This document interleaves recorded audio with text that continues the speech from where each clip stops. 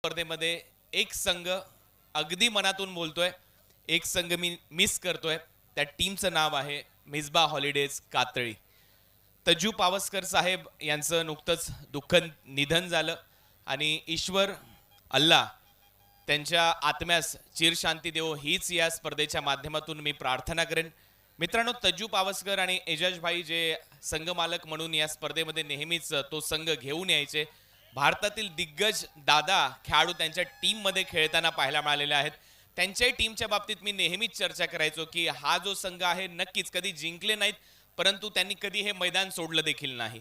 ते दरवर्षी या स्पर्धेमध्ये यायचे, खूप चांगलं क्रिकेट खेळायचे. त्यांच्या कातळी गावाचा एक वेगळाच इतिहास राहिलेला आहे. दरवर्षी ते चांगला खेळायचा प्रयत्न त्यांच्या माध्यमातून व्हायचा. परंतु मला माहिती आहे तज्जू पावसकर यांच्या आत्म्यास शांती तेव्हाच लाभेल ज्यावेळेला आनंदवाडी चॅम्पियन्स ट्रॉफी त्यांचा मिसबा हॉलिडेज कातळी हा संघ एक ना एक दिवस या स्पर्धेच्या माध्यमातून जिंकताना आपल्याला पाहायला मिळेल. आणि तो दिवस, ती रात्र काही जास्त दूर राहिलेली नाहीये. कधी ना कधी हा इतिहास लिहिला जाईल. हे माझे आजचे शब्द आहेत, लक्षात ठेवा.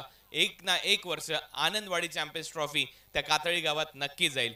हेच मी या स्पर्धेच्या माध्यमातून आज तुम्हा सर्व प्रेक्षकांना सांगू इच्छितो. परंतु तुम्ही जे प्रेम या सिंधुदुर्ग जिल्ह्याने जे प्रेम गेले कित्येक वर्ष माझ्यावर दाखवलंय, तुमच्याच प्रेमापोटी आज अनेक स्पर्धा भारतातल्या करतोय. अनेक वेळेला स्टार स्पोर्ट्स असेल, जिओ सिनेमा असेल, अशा मोठमोठ्या वाहिन्यांवर IPL ची कॉमेंट्री करतोय. तुमच्याच परिसरातले काही वाक्य, प्रचलित वाक्य, मालवणी म्हणी, कोकणातले काही वाक्य याचाही वापर आपण दरवर्षी IPL च्या समालोचनात करतो. आणि हे सर्व तुमच्या प्रेरणेतून, तुम्ही दिलेल्या ऊर्जेतून आतापर्यंत शक्य झालेलं आहे. त्याबद्दल तुमचं सगळ्यांचं मी हृदयाच्या अंतःकरणापासून मनपूर्वक आभार व्यक्त करतो. खूप खूप धन्यवाद.